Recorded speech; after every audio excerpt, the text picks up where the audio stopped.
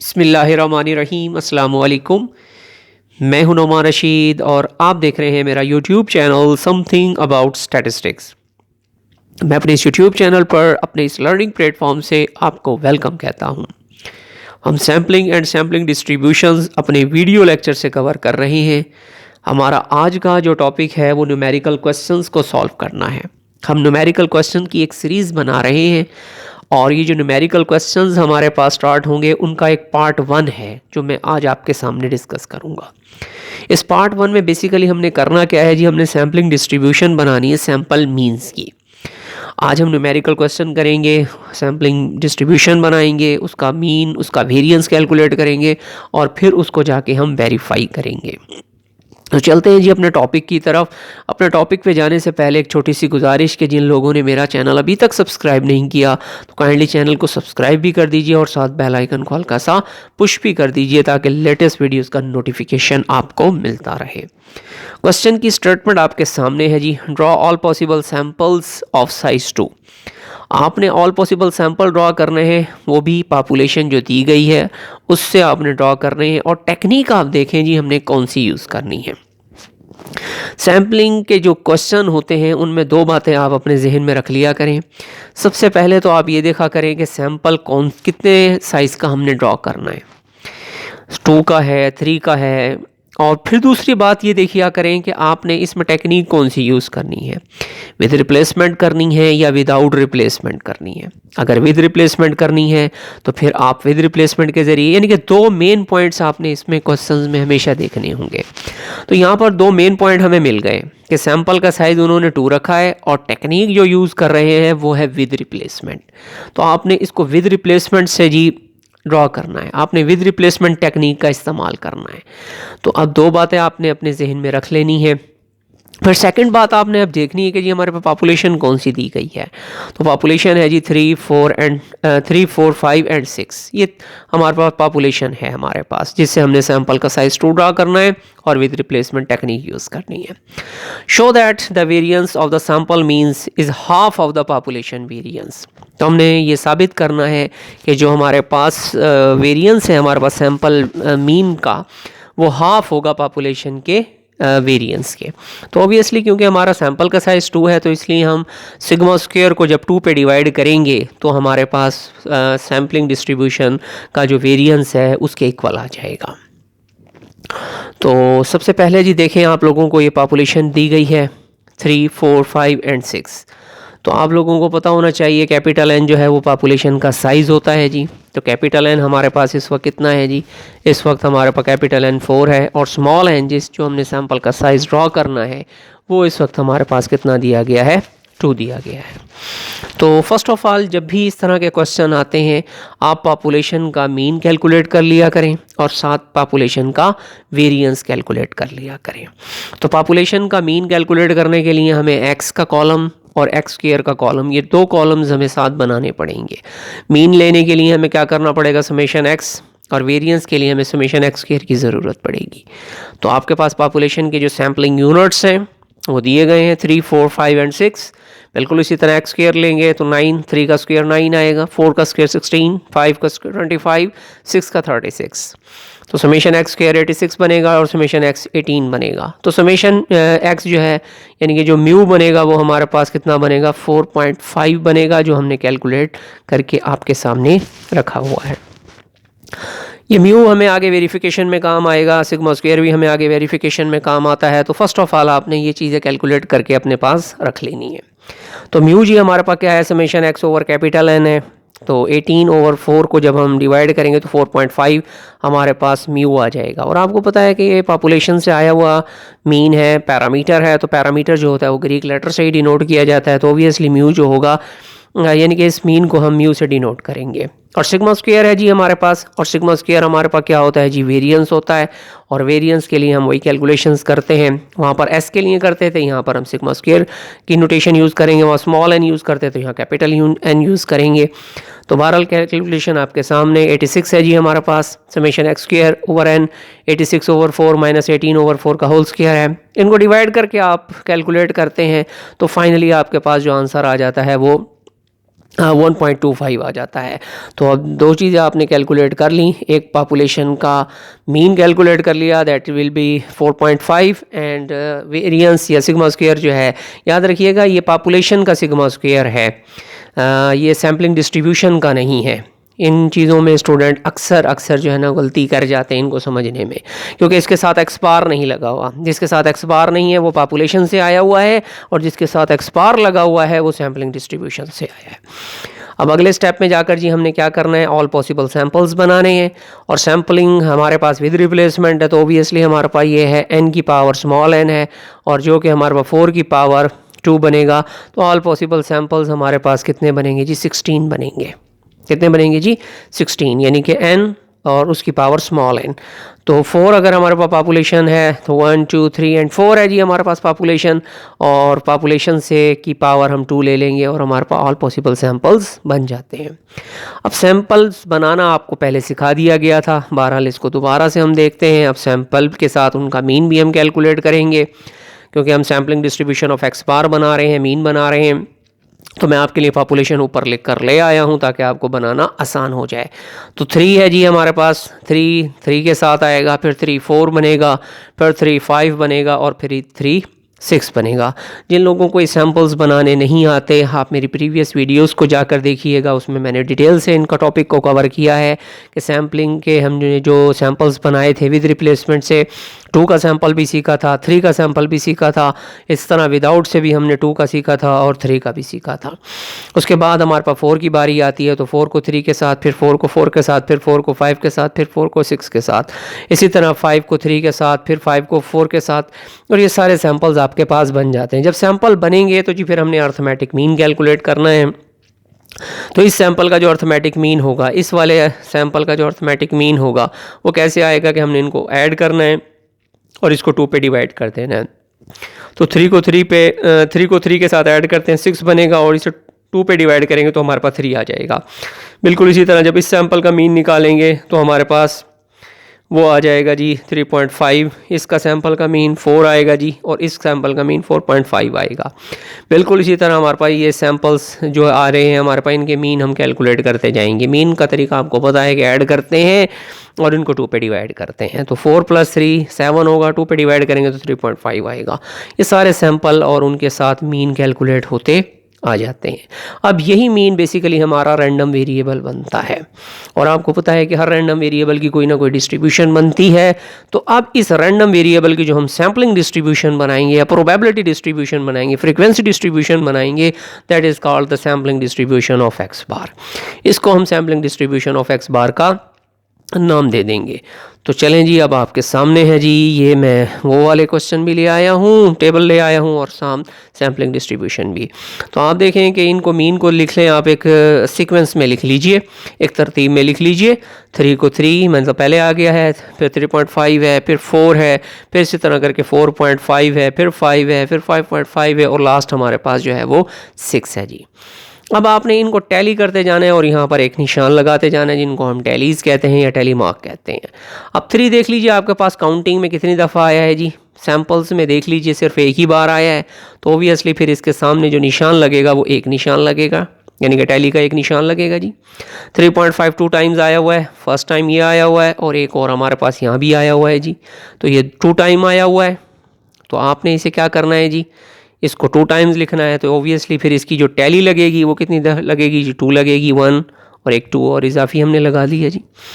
अब 4 कितने टाइम आया हुआ है, 1 टाइम है जी, 2 टाइम है, इसी तरह 3 टाइम है, और ये 3 टाइम्स है जी 4। तो पहला है जी हमारे पास ये वाला, इसको मैं कलर दे देता हूँ ग्रीन। बिल्कुल इसी तरह करके ये 4 है जी, इसको भी ग्रीन कलर दें जी, और यहाँ से ये भी 4 है, इसको भी ग्रीन कलर दें। तो 3 टाइम आया हुआ है, तो इसलिए 3 निशान हमने लगा लिए, 3 टैलीज लगा ली। बिल्कुल इसी तरह 4.5 है जी, वो कितनी दफ़ा आया हुआ है, 1 टाइम है जी, 2 टाइम है जी हमारे पास, 3 टाइम है, इसी तरह 4 टाइम्स है। तो हमने 4 टैलीज के निशान लगा लिए। बिल्कुल इसी तरह जी अगले स्टेप में जाना है जी, हमने 5 को 3 टाइम आया हुआ है, 5.5 2 टाइम है, और इसी तरह 6 जो है वो हमारे पास 1 टाइम है। अगले स्टेप में आपने क्या करना है जी, इन टैलीज को फ्रीक्वेंसीज में तब्दील करना है, मतलब इनकी तादाद में लिख लेना है। ये टैली का निशान 1 है तो 1 आ जाएगा, 2 है तो हमारे पास 2 लिखा जाएगा, 3 टैलीज हैं तो 3 आएगा, 4 है इस तरह 3 है, फिर 2 है और फिर इसी तरह करके हमारे पास ये 1 आ जाता है। तो आप ये टोटल फ्रीक्वेंसी अगर इसको करें, यानी कि फ्रीक्वेंसीज का सम करें, तो आपके पास 16 ही आता है जितने सैम्पल्स आपने बनाए थे। तो 16 ही सैम्पल्स आपके बने थे, आप देख सकते हैं 16 सैंपल से बिल्कुल इसी तरह करके हमारे पास जो टोटल फ्रीक्वेंसी आएगी वो 16 ही आएगी। इसके बाद आपने ये वाला जो कॉलम होता है इसको हम बेसिकली रिलेटिव फ्रीक्वेंसी का नाम देते हैं, यानी कि हर फ्रीक्वेंसी को टोटल फ्रीक्वेंसी से डिवाइड करते जाते हैं।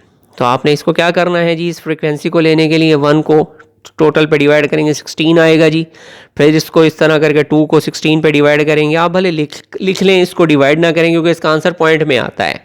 पॉइंट में आने के लिए बाद में हम यानी कि अभी कैलकुलेट करके डिवाइड कर लें तो भी ठीक है, वो थोड़ा ज़रा कॉम्प्लिकेटेड हो जाती है उसकी कैलकुलेशन, इसलिए सिर्फ हम अब इसकी रेशो ही ले रहे हैं ताकि फिर इस रेशो को हम बाद में मल्टीप्लाई कर सकें। उस मल्टीप्लिकेशन को सॉल्व करना आसान है बनिस्बत इसको कि अभी हम डिवाइड करके इसका आंसर पॉइंट में ले लें। तो पॉइंट में लेने से आंसर हमें मुश्किल लगेगा और इसकी कैलकुलेशन ज़रा और कॉम्प्लिकेशंस उसमें आ सकती हैं। तो जस्ट आप इसको 2 को 6 के साथ डिवाइड करके यानी कि रेशो ले लें, बना लें इसको रेशो को और बाद में इसको सॉल्व करें ताकि इनके डिनोमिनेटर सेम आ जाएँ। इनके डिनोमिनेटर जब सेम आएंगे तो इनको सोल्यूशन आसान हो जाएगा। तो इसी तरह करके 3 को 16 आएगा जी, 4 फ्रीक्वेंसी है तो 4 न्यूमरेटर बनेगा और 16 से हम क्या करेंगे जी, डिवाइड करेंगे। इसी तरह 3 न्यूमरेटर होगा जी और टोटल फ्रीक्वेंसी 16 है।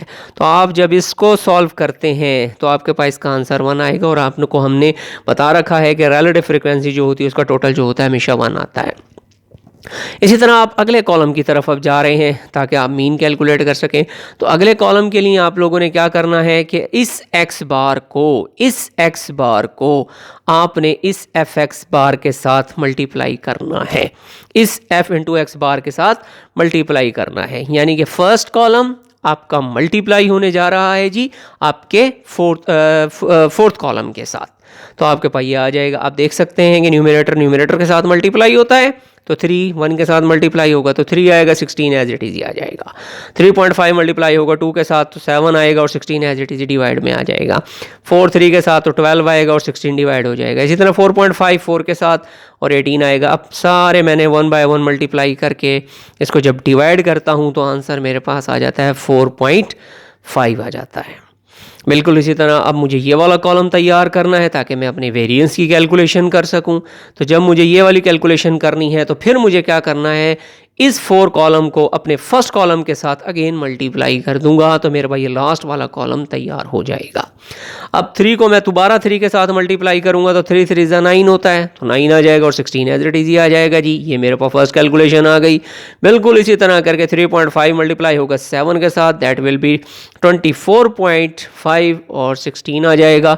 बिल्कुल इसी तरह 4 मल्टीप्लाइड बाय 12 तो 48/16 आएगा जी। इस सारे के सारे आंसर्स मेरे पास आते जा रहे हैं। तो आप देख रहे हैं मैं कॉलम कौन कौन से मल्टीप्लाई कर रहा हूं इसके लिए।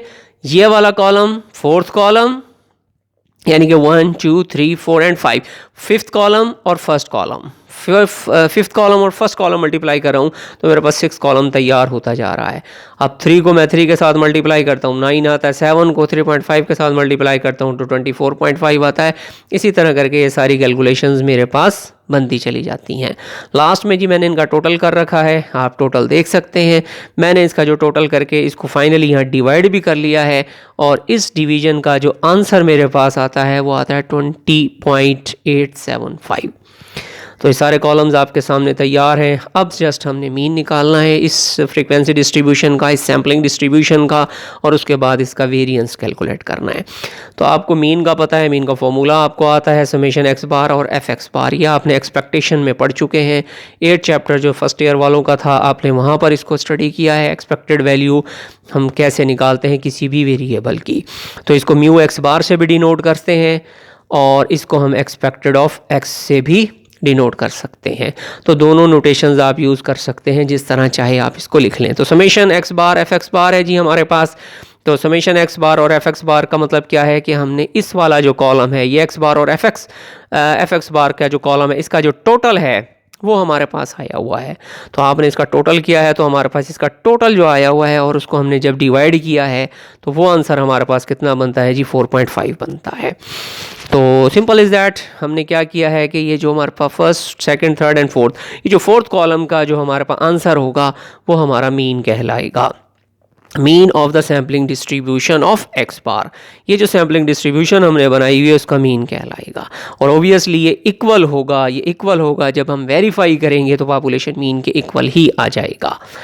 तो अब हमारे पास सिक्स कॉलम जो है वो वेरिएंस के लिए आ रहा है जी। तो वेरिएंस ऑफ एक्स बार इसको लिखेंगे या सिग्मा स्क्वायर एक्स बार लिख लें। याद रखिए, देखिए मैंने इसके साथ एक्स बार की सिंबल लगाई है। इसका मतलब ये है कि सैम्पलिंग डिस्ट्रीब्यूशन से आ रहा है। अगर मैं इसको सिग्मा स्क्वायर लिखता तो ये पॉपुलेशन से आता डायरेक्ट, ये सिग्मा सैम्पलिंग डिस्ट्रीब्यूशन से ना आता। तो इसीलिए मैंने आप लोगों को बताया कि जिसके साथ ये एक्स बार हम लगा रहे हैं वो सैम्पलिंग डिस्ट्रीब्यूशन से आ रहा है, और जो हमारे पास जिसमें सिग्मा एक्स बार की अलामत नहीं आ रही है वो हमारे पास पॉपुलेशन से आता है। तो आपके पास ये सारी कैलकुलेशन जी हुई हैं, तैयार है। 20.875 मैंने यहाँ पुट करना है और इसका आंसर जो है सिर्फ इतने पार्ट का आंसर 4.5 है जी मेरे पास, और उसका भी मैंने क्या लिया हुआ है, होल स्क्वायर लिया हुआ है जी।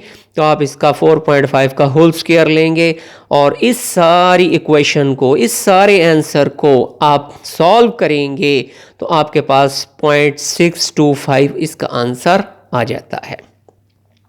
तो आपने देख लिया कि हमारे पास इसका वेरिएंस भी आ जाता है और इसका मीन भी आ जाता है। अब अगला स्टेप और फाइनल स्टेप जिसको हमने वेरिफिकेशन का नाम दिया है, हम वेरिफिकेशन की तरफ चलते हैं। और ये हमने प्रॉपर्टीज़ में पढ़ा था, सैम्पलिंग डिस्ट्रीब्यूशन की प्रॉपर्टीज़ हम जिसको कहते हैं, properties of sampling distribution of x bar. उसमें आप लोगों ने ये पढ़ा था कि जो म्यू एक्स बार होता है वो पॉपुलेशन मीन के इक्वल होता है। तो म्यू एक्स बार आप लोगों ने अभी कैलकुलेट करा, बिल्कुल किया जी, 4.5 है जी, बिल्कुल हमने देखा ये 4.5 ही है, हम इससे एग्री करते हैं। और म्यू जो है, जो पॉपुलेशन का मीन है, वो भी आपने देखा, बिल्कुल मैं आपको वहाँ लेकर चलता हूँ, ये भी 4 था जी, 4.5 था, आपने देख लिया, that is 4.5, it's nothing but the 4.5। तो आप कह सकते हैं कि हमारे पास पॉपुलेशन से आया हुआ मीन और सैम्पलिंग डिस्ट्रीब्यूशन से आया हुआ मीन दोनों इक्वल होंगे। तो ये भी 4.5 आ जाता है जी। आप इसको कह सकते हैं जी, ये लेफ्ट हैंड साइड जो है जी हमारे राइट हैंड साइड के इक्वल है। हाँ जी, अब ये हमारे पास जो आता है सैम्पलिंग डिस्ट्रीब्यूशन में, हमने ये बात पढ़ी थी और मैंने आपको इसका एक थ्योरम भी कराया था, और आप देख सकते हैं मेरी प्रीवियस वीडियोस में जाकर मैंने इसका थ्योरम भी प्रूव करके दिया था कि सिग्मा स्क्वायर को अगर हम सैंपल के साइज पे डिवाइड करें तो हमारे पास सैम्पलिंग डिस्ट्रीब्यूशन का जो वेरिएंस है वो आ जाता है। तो सिग्मा स्क्वायर हमारे पास कितना है जी, वो हम पॉपुलेशन से लेंगे, और ये वाला जो आंसर है सिग्मा स्क्वायर, देखिए इसके साथ एक्स बार नहीं है, ये हम कहाँ से लेंगे, ये हम पॉपुलेशन से लेंगे, जो हमने पहले स्टेप में कैलकुलेट किया हुआ है, ये वो चीज़ है, और वो हमारे पास आंसर आता है 1.25। ये चीज़ है, ये हमने लेनी है जी, ये पॉपुलेशन से लिया था हमने। तो यहाँ से हम लेके चलेंगे, इसको 1.25 पुट करेंगे, बिल्कुल पुट करेंगे जी। अब हम 1.25, यस दैट इज़ 1.25, और डिवाइड करेंगे, हाफ है, ये हाफ हो रहा है क्योंकि 2 पे डिवाइड हो रहा है। तो आपने इसको क्या कर देना, 1.25 को 2 पे डिवाइड करते हैं तो 0.625 आता है। तो आप देख सकते हैं आपका ये वाला आंसर भी 0.625 है और ये वाला आंसर भी 0.625 ही है। तो आप कह सकते हैं कि दोनों आंसर जो हैं जी वो इक्वल हैं। तो सिग्मा स्क्वायर एक्स बार जो है वो इक्वल होगा किसके, सिग्मा स्क्वायर ओवर एन के, सिग्मा स्क्वायर ओवर एन के। और सिग्मा स्क्वायर कहाँ से आ रहा है, ये पॉपुलेशन से आ रहा है। स्टूडेंट्स के लिए एक और बात, जो टिप्स हैं वो याद रखिएगा, जो लेफ्ट साइड वाले होंगे वो हमारे पास जो आएंगे वो सैम्पलिंग डिस्ट्रीब्यूशन से आएंगे, और जो राइट वाले होंगे वो हमारे पास पॉपुलेशन से आएंगे। ये लेफ्ट है म्यू एक्स बार, ये कहाँ से आएगा, सैम्पलिंग डिस्ट्रीब्यूशन से आएगा। ये लेफ्ट पे लिखा हुआ है सिग्मा स्क्वायर एक्स बार, ये लेफ्ट पे है तो ये सैम्पलिंग डिस्ट्रीब्यूशन से आएगा। और जो राइट वाले हैं हमारे पास, जो राइट पर लिखे हुए हैं वो हमारे पास पॉपुलेशन से आएंगे। तो इस तरह करके हम इनको वेरीफाई करना सीख लेते हैं। कई जगहों पर हमें म्यू एक्स बार ही दे दिया जाएगा तो ऑब्वियसली वो म्यू के इक्वल है, हमें पता है। तो बहरहाल इसके कुछ शॉर्ट क्वेश्चंस आएंगे, टिपिकल से क्वेश्चंस होंगे, तो वो मैं आपको सॉल्व करना सिखाऊंगा। ये सारी टेबल आप एक बार दोबारा स्क्रीन पर देख लीजिए, ये सैंपल बनाना सीख लीजिए, आपके सामने है।